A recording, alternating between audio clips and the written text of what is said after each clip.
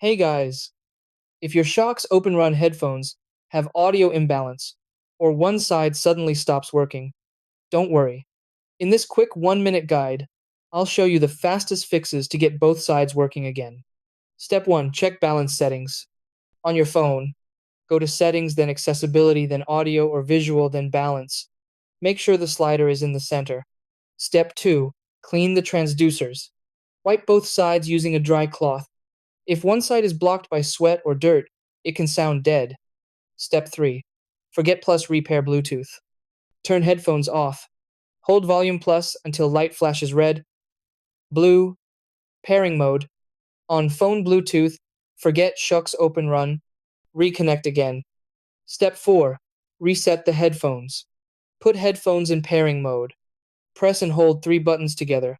Multifunction plus volume plus and volume minus for 3 to 5 seconds. Reconnect Bluetooth.